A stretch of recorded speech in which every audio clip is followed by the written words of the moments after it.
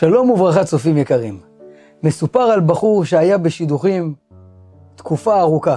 כל שידוך שהוא הולך מקבל תשובה שלילית או שהוא נותן תשובה שלילית. יום אחד הגיע לו שידוך והכל הלך כמו שצריך. וורט, אירוסין, מגיע היום של החתונה, שמחה גדולה בכל המשפחה. הבחור כבר מוכן עם החליפה והעניבה והכובע, ואז אבא שלו מגיע לישיבה, לוקח אותו לצד ומבשר לו את הבשורה הכי שחורה שיש. אומר לו, בני היקר, המשפחה של הכלה ביטלו את השידוך. הבחור לא ידע את מקומו, אומר לו, אבא, עוד מעט החתונה? הוא אומר לו, כן, אבל המשפחה ביטלה את השידוך. הגיע ראש הישיבה לנחם אותו, הרבנים, צוות הישיבה, אל תדאג, הכל יהיה בסדר. הבחור הוריד את החליפה, הוריד את העניבה, הלך לבית כנסת ליד, פתח את ההיכל והתחיל לבכות לקדוש ברוך הוא. עולמו חרב עליו. בזמן הזה הוא היה צריך להיות מתחת לחופה. הוא בוכה, קורע את השמיים. כשהוא גומר, הוא יוצא מהבית כנסת שהוא היה שם, יהודי נכנס עם ספר תהילים. היהודי רואה את הבחור שכולו בוכה, אומר לו, מה קרה? מה אני יכול לעזור לך? הוא אומר לו, בזמן הזה הייתי צריך להיות בחתונה שלי. והיום מתבטל השידוך. אמר לו אותו יהודי, תראה, אני בא לפה להתפלל ולקרוא תהילים, הבת שלי נמצאת בשידוכים ולא הולך לה. בוא נראה, אולי אפשר לעשות משהו. הולכים, מבררים, נפגשים, וברוך השם הוא זכה, מתוך כל הצער הזה הוא זכה להתחתן עם אותה אחת.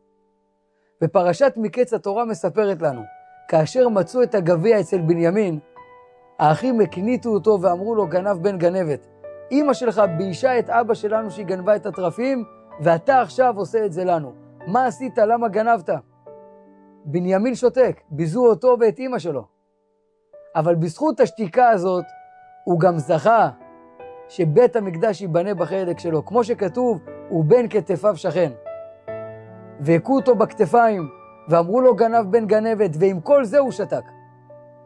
שואל המשנה למלך, למה הכו אותו בכתפיים? למה לא ברגל, ביד? מה העניין בכתפיים? אלא אומר המדרש, ברגע שהקדוש ברוך הוא אמר לשלמה המלך לבנות את בית המקדש, כל השבטים פתחו דיון אחד עם השני, למי שייך, באיזה חלק הקדוש ברוך הוא יבנה את הבית מקדש. בחלק של ראובן, שמעון, לוי, יהודה, אצל מי? ואז אמר להם הקדוש ברוך הוא, מה יש לכם לריב? אתם גבנונים. מה זה גבנונים? מלשון גנבים. אתם מכרתם את יוסף. אתם צדיקים, קדושי עליון. אבל הייתם שותפים במכירת יוסף. בית המקדש לא יכול להיות בחלק שלכם. אז אצל מי ייבנה? בחלק של בנימין. מתי שהאחים ראו שגם שבנימין כביכול גנב את הגביע, נתנו לו מכה לכתפיים ואמרו לו, מה זכו הכתפיים האלה שיהיה כתוב הוא בן כתפיו שכן? מה הם זכו? הרי גם אתה גנבת. אבל מתברר שבנימין הוא לא הגנב. אבל בנימין שתק ולא דיבר מילה. צופים יקרים ואהובים, כל בן אדם מגיע לו איזה זמן שכביכול חושך. הכל חרב בעדו.